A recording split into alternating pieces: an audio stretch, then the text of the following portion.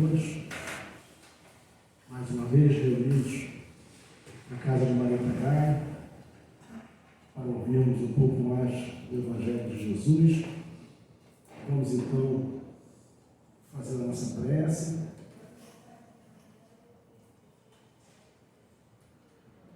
Desculpe, vamos ler aqui uma página do livro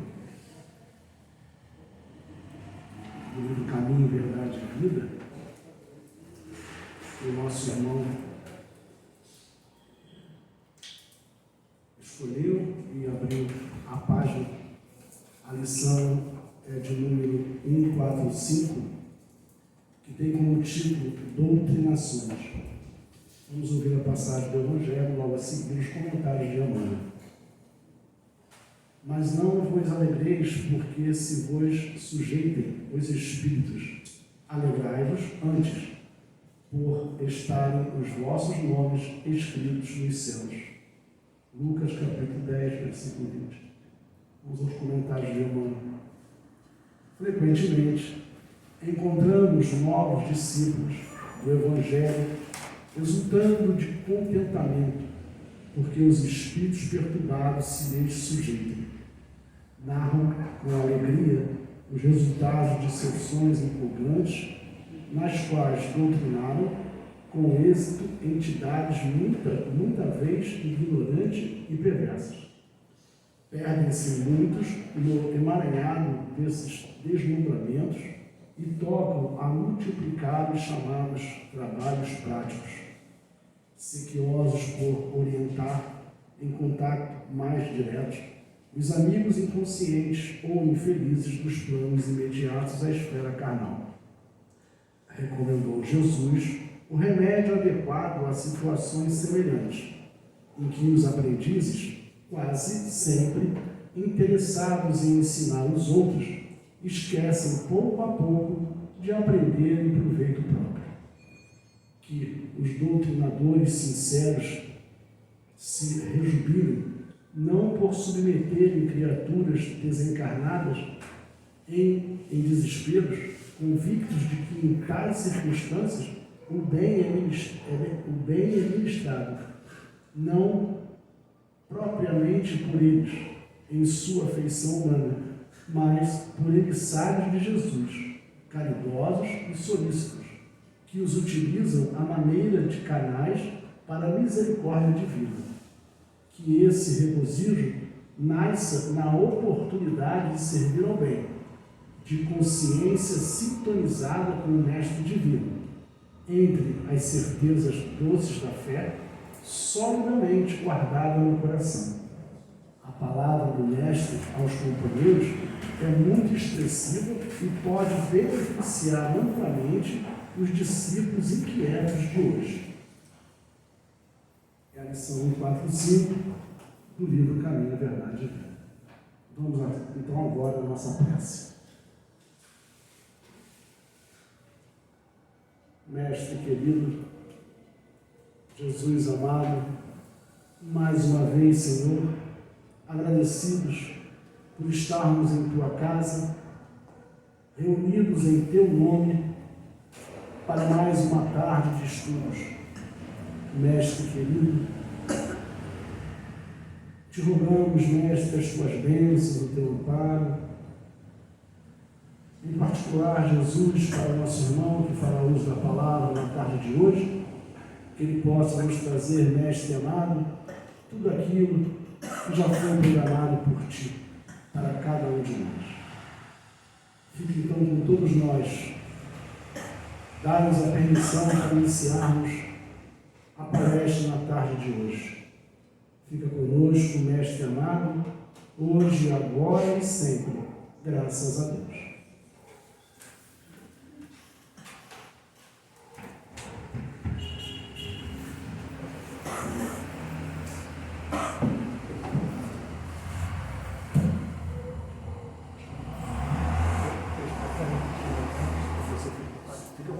Eu vou tentar falar de máscara, porque no Motocentro, eles, ali no centro da cidade, na Rua dos Inválidos, eles dá uma máscara para a gente usar. E eu percebi que essa máscara parece que dá para falar bem, vocês escutarem bem. Estão ouvindo direitinho? Então eu vou ficar, porque eu estou com um prosaico resfriado. Nessa época de pandemia, o resfriado virou uma bênção, né? Mas de qualquer maneira não deixa de ser um resfriado. Então eu acho que seria mais benéfico eu permanecer de máscara. Certo?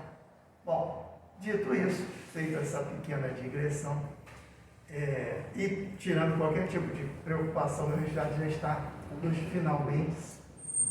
Foi uma distração da minha parte, que eu faço natação, fui nadar, a água estava fria dessa, e aí deu no que deu.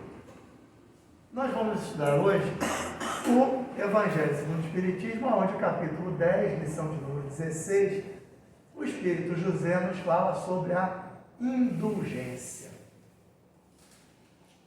E quando nós vamos aos léxicos, aos dicionários, ao Priberanda, a língua portuguesa, dicionário famoso que hoje em dia tem online, ele vai nos dizer que indulgência é o perdão total ou parcial das faltas alheias.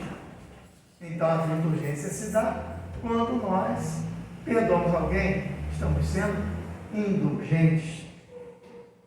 Mas, se nós recapitularmos um pouco na história da tradição cristã, nós vamos lembrar que a partir do século XIII para o século XIV, a Igreja de Roma, sob influência da opulência que ela começava a se revestir e da consequente necessidade de recursos. Lembremos que o Papa Júlio II construiu a Capela Sistina e, ao mesmo tempo, manteve as lutas dos estados papais, ou seja, ele era tido mais como um general do que como um papa. Isso tudo se deu ao longo de muito tempo às custas de indulgências.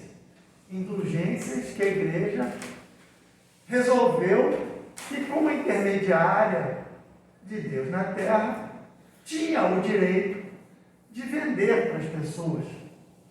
E as pessoas, então, podiam comprar a indulgência para os seus pecados. Conforme a necessidade econômica aumentou, porque essa característica interessante do dinheiro, eu, como professor, converso muito com jovens, e é muito comum ouvir aquela história.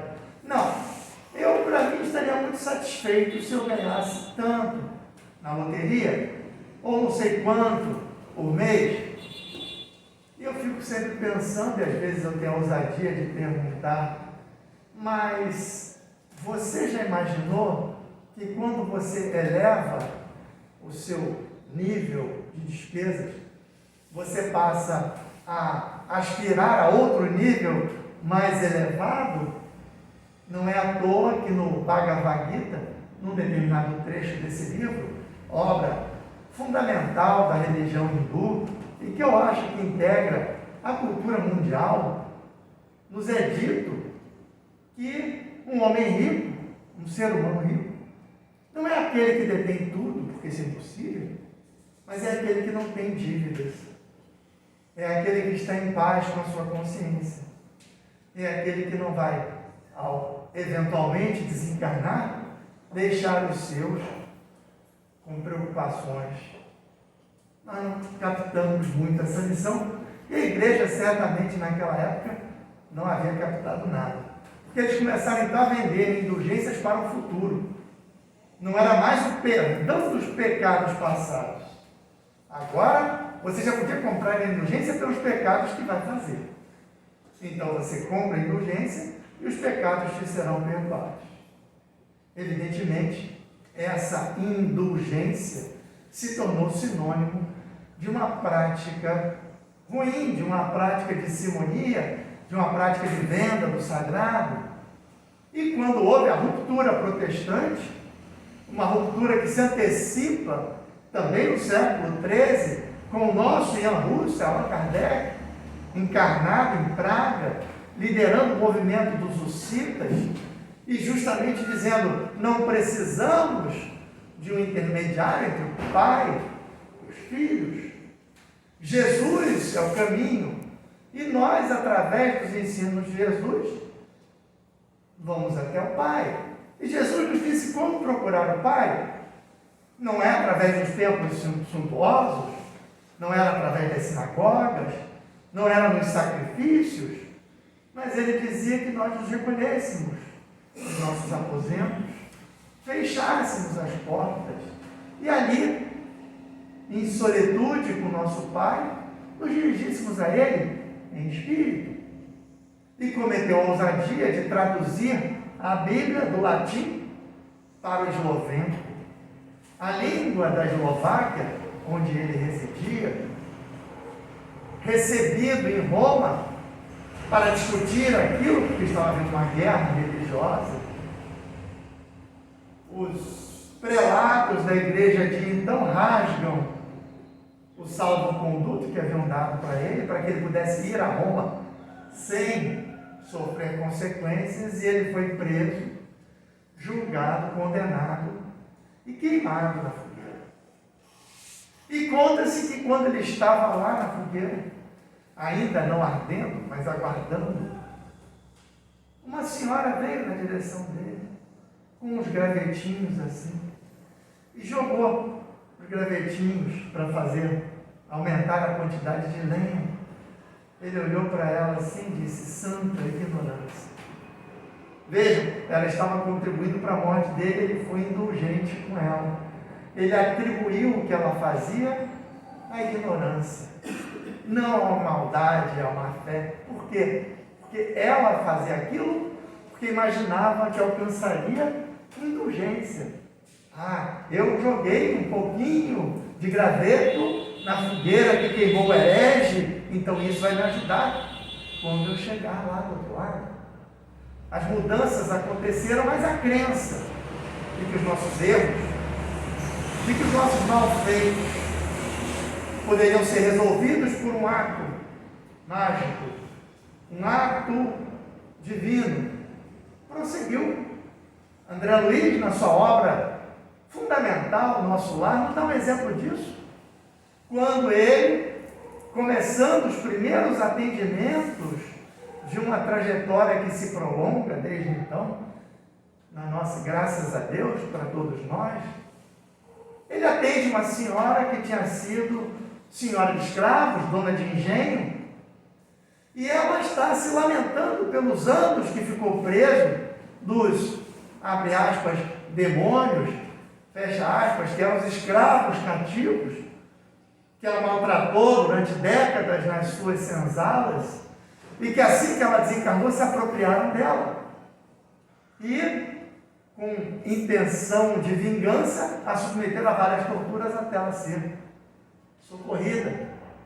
E ela então questiona, mas eu tenho certeza que eu deixei no meu testamento uns dinheiros para que o padre rezasse missas, para que eu não padecesse por isso. Mais uma vez, de alguma forma, acreditando que a bênção de Deus ela é comprada por um ato objetivo, exterior, de dar uma coisa, de dar um dinheiro, de dar alguma coisa do gênero. E essa crença se prolonga até hoje. Quantos de nós já não se depararam com situações em que isso foi colocado? Olha, vai lá, faz uma oferenda, vai ali, faz um não sei o quê, e você vai receber. É a chamada doutrina da prosperidade. Quanto mais você dá a Deus, mais Deus vai dar para você. Mas o que será que Deus quer de nós? Olhemos para aquele que foi na terra, o mais elevado, puro e fidedigno arauto de Deus que nós tivemos, Jesus, nosso mestre e guia. O que ele nos disse? Amai aos vossos inimigos, ao próximo como a si mesmo. Fazei o bem a quem vos faz o mal. Totalmente oposto daquilo que ainda hoje vemos colocado, muitos procuram ver nas epidemias, como a que vivemos, nas guerras, aquilo que o livro dos Espíritos chama de flagelos destruidores, castigos divinos, quando na verdade a doutrina espírita, no seu fanal de luz, nos esclarece que é um processo evolutivo, depurativo do planeta e daqueles que aqui habitamos. Meus filhos, quando passaram pela idade de juventude, ambos tiveram muitas dores por causa do crescimento, dores nas pernas e tudo. Quando se trata de um planeta inteiro, as dores se dão numa outra proporção, mas é exatamente a mesma situação. Ou seja, um processo depuratório, onde alguns não vão conseguir aqui e vão ter que ir para outros planetas e lá seguir novamente uma trajetória. E nisso não há também nenhum problema, porque as pessoas começam a colocar: olha, você vai acabar indo lá para aquele planeta, e chamam alguns de chupão. Eu acho engraçado isso. Não vejo nenhum texto espírita dizendo isso, mas virou lugar comum falar essas coisas. Vai para aquele planeta. A vontade de perguntar é o seguinte: se lá eu puder ter um aproveitamento maior, se lá eu puder despertar verdadeiramente o amor no meu coração, se lá eu puder fazer realmente algum bem que aqui eu não esteja fazendo, então que eu vá para lá. Melhor do que ficar aqui adornando a superfície do planeta sem nenhum sentido. E quem disse isso foi mais um vulto da filosofia hindu, Prabhupada Swami, que foi um dos divulgadores do movimento Hare Krishna no Ocidente, que no seu leito de morte, quando os discípulos, abre aspas, consolavam, porque ainda não tinha entendido a sua dimensão espiritual, dizendo que ele iria para um planeta superior, ele iria para um mundo espiritual. Ele então fecha os olhos e pede a Krishna, a quem ele se reporta como Deus, que enviasse para o mais atrasado dos mundos, não para o mais elevado, para que ele pudesse levar lá naquele mundo atrasado o amor por Deus, pudesse vivenciar esse amor. Olha como a nossa percepção precisa de um ajuste muitas vezes. E a indulgência, segundo o nosso espírito José, vai nos ser apresentada pela doutrina espírita, dentro das suas premissas racionais e lógicas, porque o espiritismo apela à razão, apela à nossa capacidade de compreensão, e como dizia o Chico, de maneira perfeita, ou seja, não há um ponto fora do lugar. Se alguma coisa na doutrina nos parece esquisita, é porque nós não alcançamos ainda a compreensão daquilo. Ele vai nos dizer então que a indulgência jamais se ocupa com os maus atos de outrem, a menos que seja para prestar um serviço. Mas mesmo neste caso, tenha cuidado de os atenuar tanto quanto possível. Então ele já começa a nos apresentar a indulgência de uma forma diferente, dizendo: a questão da indulgência não é para nós termos indulgência, é para nós darmos indulgência, para nós sermos indulgentes. Por quê? Por uma lei simples da natureza, que o Espiritismo nos demonstra, que é a lei de sintonia. A lei de sintonia, que se expressa de várias formas, inclusive na lei de causa e efeito, ela nos coloca diante do Sermão da Montanha, onde está ensinado que se eu quero atingir algum tipo de condição na minha vida, eu tenho que adotar aquela condição como minha regra de conduta em relação aos outros. Então não julgueis para não ser julgados. Não devolvei o mal com o mal, para que o mal não seja a tônica da sua vida, mas antes devolvei ao mal com o bem.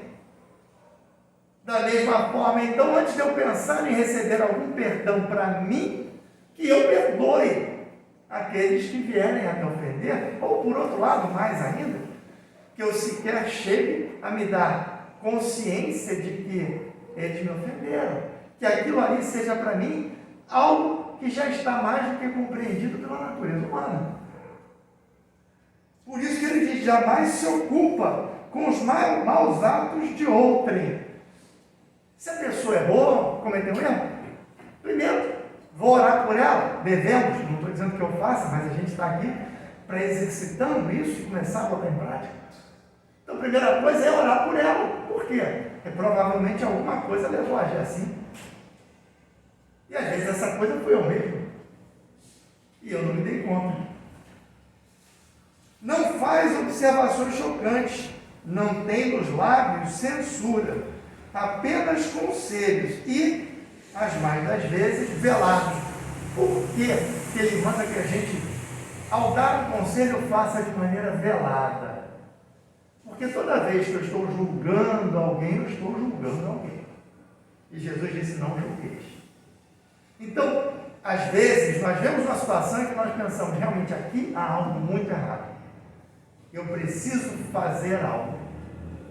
Mas esse fazer algo, automaticamente, na nossa forma de perceber o mundo, vai me colocar numa situação superior. Por quê? Por causa do chamado narcisismo das pequenas diferenças que eu comentei outro dia num estudo que a gente fez aqui. Freud desenvolveu esse estudo estabelecendo que nós, por conta do nosso ego, por conta do nosso orgulho, por conta da nossa autopercepção, como mônadas, né? O mundo todo gira em torno de nós, tudo acontece por nossa causa. Nós somos o centro do universo, mesmo que não pensemos explicitamente assim, mas em algum grau isso circula na nossa mente. Consequentemente, nós estamos sempre buscando pequenas diferenças que sirvam para até nos exaltar. Há pouco aconteceu comigo uma situação dessa. E eu fiquei pensando, eu não faria isso no lugar dessa pessoa, porque quando eu passei por isso, eu não falei nada. Era uma situação tal, que houve uma situação, e que eu achava que a pessoa não teria agido bem. E a minha mente, pelo narcisismo, já quis dizer, no fundo, o que ela estava dizendo? Você é um pouquinho melhor do que ele. Porque você não faria isso. Quando você passou por isso, você não fez, né? Aí eu parei, pensei e falei assim, tudo bem. Jesus disse que nós não devemos pactuar com o mal. Ele não disse que o mal não vai passar pela nossa cabeça. Ele disse que a gente não vai fazer um acordo com ele, dar o braço e sair andando. Então eu falei, passa, vai, pode passar o que for de ideia, mas eu não vou comungar com ela. Porque na verdade isso não é autêntico. Então o narcisismo das pequenas diferenças nos faz nessa hora nos colocar na condição daquele que sabe, daquele que está.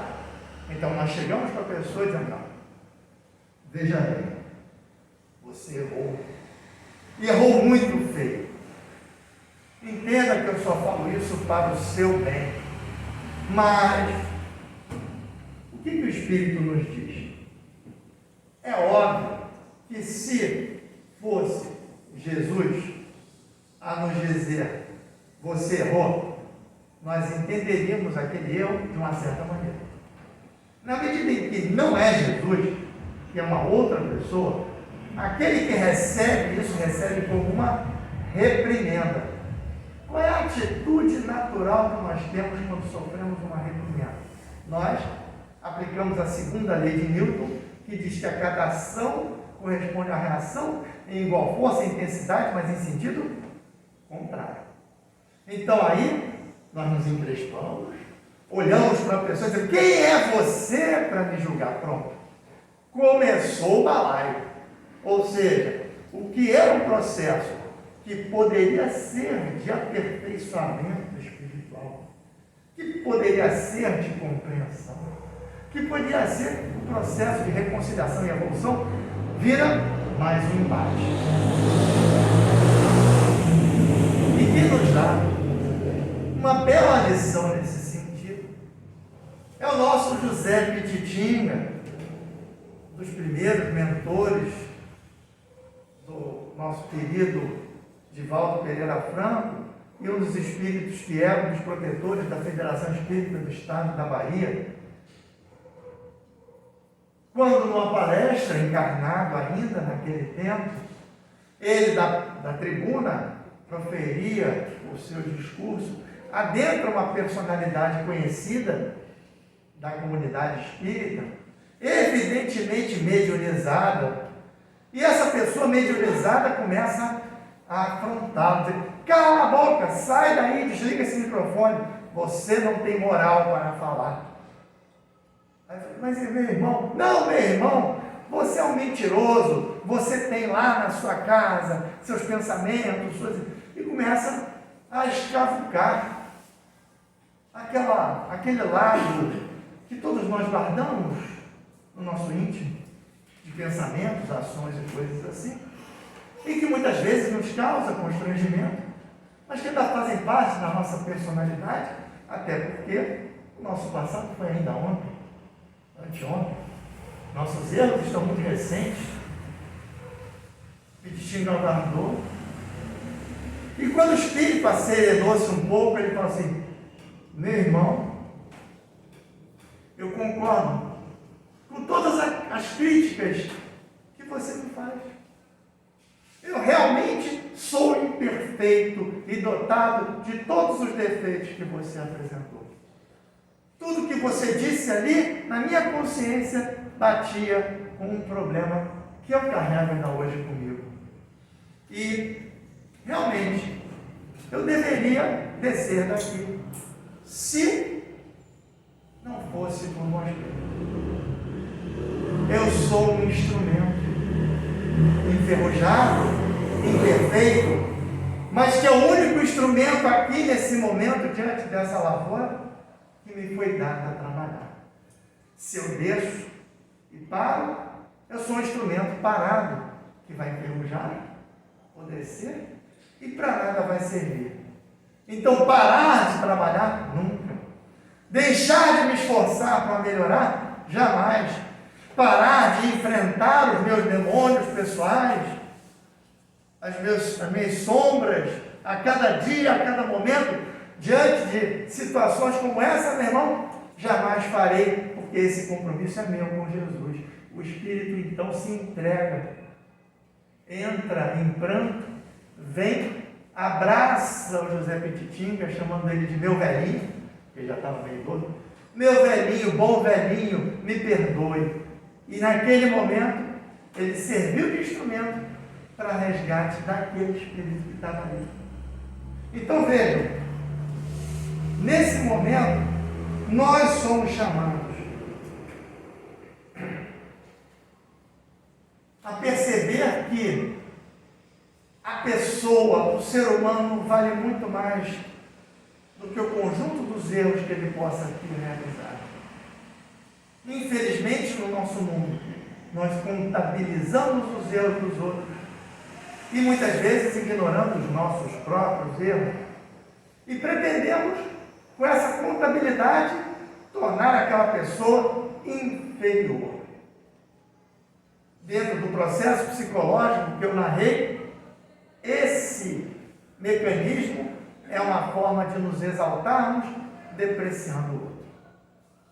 E é contra isso que o nosso mentor, José, um espírito protetor, vem nos alertar. Ele diz: ó homens, quando será que julgareis os vossos próprios corações, os vossos próprios pensamentos, os vossos próprios atos, sem vos ocupardes com o que fazem vossos irmãos? Quando só tereis olhares severos para vós mesmos? Quando é que nós vamos perceber que no momento em que observamos um erro, para poder colaborar com aquele que errou, nós temos que ter uma dimensão de isenção, de paz interior, que nós ainda não atingimos. O melhor exemplo que nós temos foi Jesus, que chamava aos fariseus de hipócritas, que expulsou os vendilhões do templo, mas que da cruz perdoou a todos eles. Ele, que não tinha mácula, ele, que não tinha nova. Ele, que já era quem era 4 bilhões de anos atrás, quando a Terra foi formada, nos deu um grande exemplo ali. É evidente que na vida prática do dia a dia, nós somos impelidos a fazer juízos. Vou por aqui ou vou por ali? Aceito a carona dessa pessoa ou não aceito? Eu vou trabalhar com aquele naquele projeto ou não vou? E diante disso, somos compelidos a fazer julgamentos. Julgamentos que têm uma implicação moral, porque não estamos ali sendo colocados como ovelhas diante do matadouro, porque não se trata aqui da nossa fé espiritual que está em jogo, mas a vida prática do dia a dia. E dentro dessa vida, é óbvio que vem a lembrança da lição de que nós devemos ter a sabedoria das raposas. Então nós devemos ter cuidado e evitar as situações. Mas entre evitar uma situação, entre evitar a exposição de algo, e transformar aquilo em motivo para julgar, para depreciar, para imputar faltas que nem sequer aconteceram, vai uma distância colossal. O Espírito manda que nós olhemos primeiro para os nossos corações. E aí, Divaldo, numa passagem bastante interessante, ele conta daquela senhora que tinha o seu apartamento e que se preocupava demais com a vida da vizinha. Se preocupava mais com a vida da vizinha que com a vida dela. E um dia, chegando visitas lá, venham ver. Ele chamava a visita de Miss Pig. Era a senhora porca. Por quê? Porque do apartamento dela, da área, ela via a área da vizinha. E da área da vizinha, ela via as roupas que a vizinha pendurava no varal e tudo. E as roupas eram encardidas, sujas. Quer dizer, então, que a vizinha, que era mais humilde do que ela, era uma pessoa evidentemente descuidada. Um dia, uma visita dela, um pouco mais ousada, pediu para ela que abrisse a janela, porque a janela da vizinha também estava aberta. Quando ela abriu a janela, viram que as roupas do outro lado estavam limpíssimas. A visita então fala para ela: olha, as roupas da sua visita estão muito bem lavadas, mas a sua janela não está. Sua janela está um horror. Ela está tão suja que a gente olhou para as roupas de lá e pensou que fosse a roupa. Limpe a sua janela. Divaldo então conclui dizendo: precisamos limpar as nossas janelas. Precisamos limpar as nossas percepções do mundo. E a melhor forma de fazer isso, como nos explica o Espírito José, é olhando para nós mesmos e pensando: por que isso me incomodou tanto? Por que eu estou tão preocupado com a ação dessa pessoa? Por que isso me... E eu vou inevitavelmente encontrar dentro de mim, naquele momento, algo que levou à minha atitude. Esse é o meu inimigo. Esse é o meu verdadeiro problema. Não é uma outra pessoa. Não é o mal que ela fez. Ora, aquele mal que nos atinge, para o qual não demos causa. Não fizemos nada por isso. De onde é que veio? Desde 1857 que isso já está explicado. Porque se nós nada fizemos e ele nos atingiu, ou ele é uma prova colocada no nosso caminho, a nosso pedido como degrau da nossa trajetória, ou ele é o resgate que estava nos amarrando no passado, do qual precisamos nos libertar para seguir adiante. É fácil? Evidentemente que não. Evidentemente que não, senão Deus, na sua misericórdia, não teria colocado a nossa imortalidade dentro dessa trajetória longa de perspectiva que nós temos. No livro Babilônia, um livro muito interessante, ditado pelo irmão Palminha, que no plano espiritual seria o irmão do José Grosso, o espírito narra um centro espírita, onde haviam dirigentes, estava tendo uma disputa pela eleição para a diretoria do centro, e ânimos estavam acirrados, vaidades afloradas, intrigas se desenrolando, e eles vão então no passado espiritual daquele grupo, e vão encontrá-los lá na Babilônia antiga, Babilônia, na grande cidade, cometendo as intrigas, os erros e tudo mais, que agora, em proporções muito menores, estavam se refletindo ali, naquela comunidade. E ele diz, alguns dos presentes são egressos de Capela. Capela, para quem não tem familiaridade, é um planeta que, quando na sua fase de provas e expiações, para evoluir a mundo de regeneração, como agora acontece com a Terra, deportou para cá diversos espíritos recalcitrantes no mal. Esses espíritos que recalcitravam no mal vieram para a Terra, sobretudo em raças específicas, como o caso dos hebreus, egípcios, chineses e tudo. E aqui contribuíram com os seus conhecimentos e tudo mais para a evolução dos oriundos do próprio planeta Terra. Desses todos, diz-nos Emmanuel, em A Caminho da Luz, os egípcios foram os primeiros a conseguir se harmonizar com a lei e poder voltar para a capela. Ele, então, naquele momento, o Espírito diz, mas esses daqui perderam a cidadania de capela. Ou seja, a chance que eles têm é ficar na terra mesmo. E alguns não ficarão. Então é importante a gente colocar isso, não como uma advertência de susto, porque vimos há pouco que uma migração planetária jamais é feita fora da lei de Arruma, mas que temos a oportunidade de fazer o melhor possível agora. E o melhor possível pede essa viagem interior, que o Espírito então vai continuar dizendo, sede, pois, severos para convosco, indulgentes para com os outros. Lembrai-vos daquele que julga em última instância, que vê os pensamentos íntimos de cada coração e, por conseguinte, desculpa muitas vezes a falta que censurais, ou condena o que revelais, porque conhece o móvel de todos os atos. Então, ele está dizendo que essas oportunidades são para nós olhar para nós mesmos.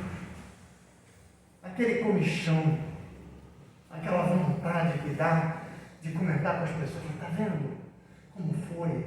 Que coisa, né? Aquela pessoa fez esse ato, que absurdo. E no final dá aquele arremate hipócrita, né? Mas que Deus apague segundo as suas obras, quando no fundo o que a pessoa está imaginando é o velho e clássico fogueira do inferno lá, né? E a pessoa ardendo no negócio. Na verdade, e nós somos humanos e incorremos desse vitimismo, nos julgamos vítima, nos colocamos vítima, e como vítima também somos narcisistas, porque é simples, quando a gente começa a falar de dores que nós temos num grupo, se o grupo não é de amigos verdadeiros e tudo mais, logo alguém vai aparecer com a dor maior. Porque até para a dor a gente tem disputa, né? Aí você fala, não, isso é pinto, olha só, deixa eu te contar o meu problema. Aí vem, pronto. E aí vai vir o terceiro que vai superar todo mundo. E você começa a querer comparar. Não tente. Não tente comparar. Porque essa é a armadilha do momento. É a armadilha do narcisismo. Se eu começar a comparar, falar, mas o que? Não é igual ao meu. O Espírito nos diz, Deus conhece todas as nossas aflições. Deus conhece todas as nossas angústias. Deus é aquele único capaz de nos entender, consolar e nos dar aquilo de que precisamos, se nós confiamos nele. Se nós confiamos nos amigos espirituais, em Jesus, o nosso mestre, nos mentores dessa casa e em tantos outros, nosso espírito protetor, anjo da guarda, que nos é destinado desde o nosso nascimento, muitas vezes nos acompanha ao longo de encarnações, Ele vai ser o nosso confidente. A Ele devemos entregar as nossas dores. Esquema um pouquinho aqui, um pouquinho ali, nós somos humanos. Então, de vez em quando, hoje estou terrível por causa disso ou daquilo. Mas pronto, parou, passou, acabou. Esquece, deixa passar. E volta a confiar e seguir nesse caminho. Por quê? Porque é o caminho da libertação. Quando nós somos severos conosco, não quer dizer nos remoermos em culpas. Quer dizer despertar para o nosso potencial. Se eu olho para mim e começo a me ver diante dessas situações que me tenderiam a julgar, e eu percebo em mim toda essa vontade de me exaltar como sofredor e o outro como malfeitor, eu devo olhar e perceber que nada mais é do que a expressão da minha atual inferioridade espiritual. E ter a absoluta certeza de que isso um dia vai acabar. O nosso André Luiz, numa obra exemplar, nos narra um estudo que ele estava fazendo no Instituto Espiritual sobre implicações ligadas ao sexo e à encarnação. E durante todo esse trajeto do livro, ele foi acompanhado pelo diretor do Instituto, um trabalhador incansável, dedicadíssimo, e junto com ele, um orientador que foi designado para acompanhá-los, e os dois trabalhando ali, no mundo maior, buscando aquela recuperação daquela situação toda, quando no final eles conseguem resgatar o espírito que se apresentava como uma mulher, que tinha causado muitos malefícios e tudo. André Luiz então diz que aquele diretor de expressão espiritual elevada pede licença, se afasta, se coloca diante dela, se ajoelha, abraça as pernas dela e pede desculpas. E depois ele vai dizer que tinha sido ele, mais de 100 anos antes, 50 e tantos anos antes, quer dizer, que havia desvirtuado ela do caminho dela. E que ele passou um bom tempo no umbral e depois foi resgatado e entrou naquela instituição, exatos 50 anos antes daquele dia, como um humilde trabalhador. E lá, como trabalhador, foi se depurando. Para aqueles que perguntam se a gente evolui no plano espiritual, evoluímos sim, mas a evolução que se faz lá tem que ser testada aqui. E aqui é que é a dificuldade. Então, se nós evoluímos aqui, lá não precisa de teste. Para lá a gente já carrega o que a gente tiver aqui. Se nós evoluirmos lá, vamos vir para cá. E aí nos livros dos mensageiros, André Luiz vai nos dizer que nesses casos a ordem de sucesso é muito menor. Porque muitos que lá conseguem, quando aqui defrontados com a matéria e seus apelos, não conseguem. Então ali aquele diretor, que há 20 anos era diretor, 50 anos trabalhando lá, disse que durante todo aquele tempo, aquele era o prêmio que ele esperava. O prêmio de poder encontrar aquela a quem ele prejudicara, junto com o filho dele, que era o orientador que estava junto do André, e eles dois deixariam agora a direção e os trabalhos naquela casa, porque iriam reencarnar para receber aquela mulher na condição de encarnada sofredora e permitir a ela a retomada da sua trajetória espiritual. Olha a indulgência presente nas ações concretas desses dois. Eles pediram a Deus que os perdoasse, mas não na forma de uma indulgência caída miraculosamente do nada, mas sob a forma do trabalho ingente dentro do nosso próprio coração, que é o nosso campo de batalha dioturno, que é onde nós encontramos a verdadeira charrua que devemos pegar para arar esse campo endurecido pelos séculos, e as sementes que o Senhor nos lançou de Jerusalém, da Palestina, poderem ali se estabelecer, regadas pelo suor do nosso trabalho, na casa espírita, mas fora da casa espírita, em todos os lugares, e vir a florescer como uma árvore que há de produzir muitos frutos, porque essa é a destinação de todos nós. Sermos aquela árvore que produz 50, 100 ou mais, segundo a parábola de Jesus. Mas isso jamais vai acontecer se nós estagnamos na condição da vítima das ofensas, daquele que se coloca como o que busca o perdão de Deus para os seus males por conta dos males que os outros lhe fizeram. Ficamos ali parados, estáticos, estagnados, e um belo dia, quando somos chamados a prestar contas perante a lei, nós olhamos e vemos quantas lágrimas eu terei secado, quantos sorrisos eu terei plantado, quantos ombros eu encostei no meu para que encontrassem a rima, quantas barrigas famintas foram alimentadas.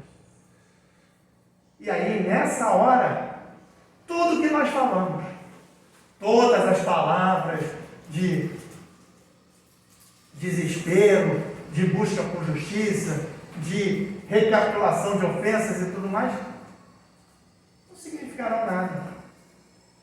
Vão ser simplesmente colocadas, como nos diz o próprio Clarencio para André Luiz, quando André Luiz, ainda em recuperação no hospital espiritual, começa a dar vazão a todos os seus lamentos, chegando a dizer que, perguntar se alguém teria sofrido tanto quanto ele. Logo ele, que teve uma vida muito boa, aparentemente, ninguém sabe o íntimo, mas a ideia que colocava ali era essa. E o mentor diz: você quer a cura espiritual? Você realmente quer a cura espiritual? É o que José nos propõe aqui.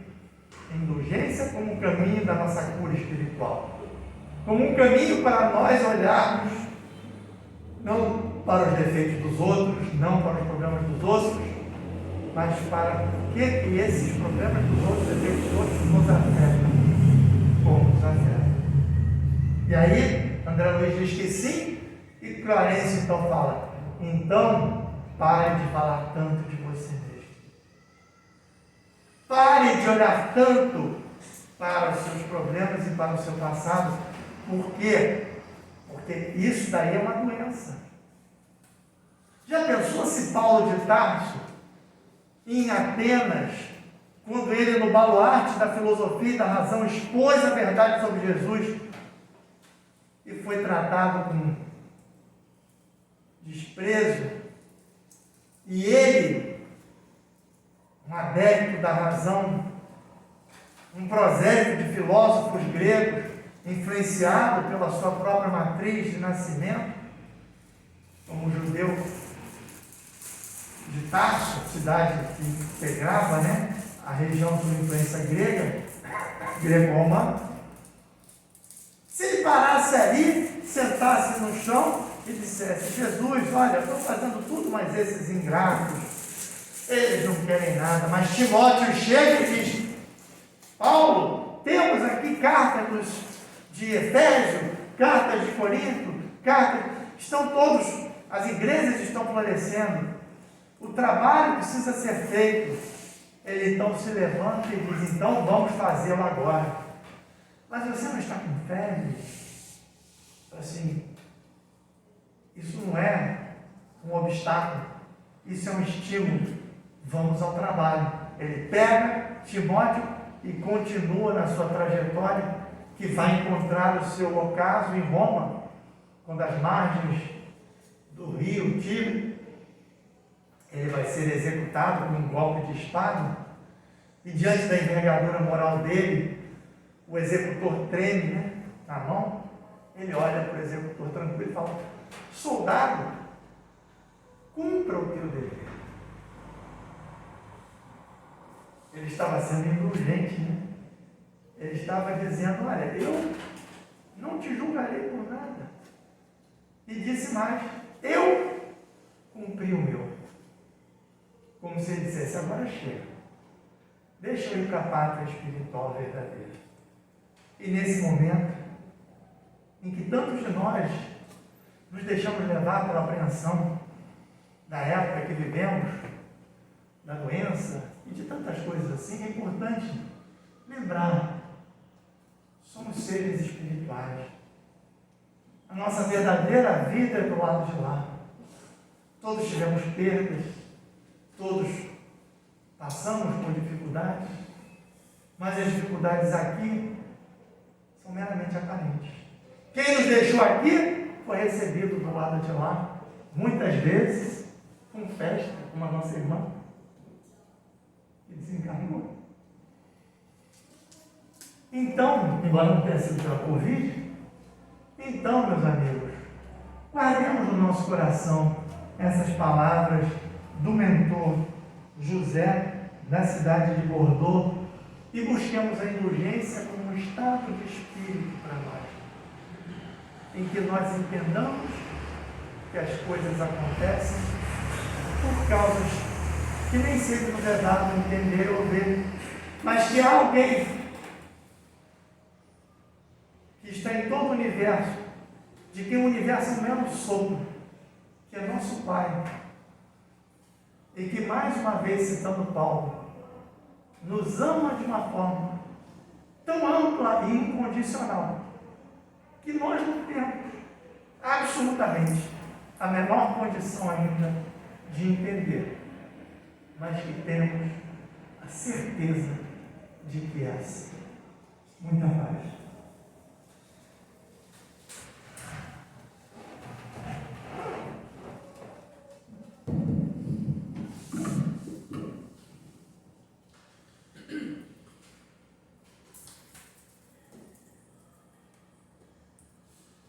Meus irmãos, ao término da palestra, vamos então a nossa prece. Levamos os nossos pensamentos a Jesus. Jesus amado, mestre e amigo de todas as horas, mais uma vez, Senhor, te agradecemos pela beleza do encontro contigo, pela oportunidade de estarmos reunidos em teu nome, em tua casa, casa de Marieta Gaia, mestre querido. Mais uma vez, então, te rogamos as tuas bênçãos, o teu amparo, e por que não, mestre querido, os teus acréscimos de misericórdia para cada um de nós. Fica então com todos nós, mestre amado, hoje, agora e sempre. Graças a Deus.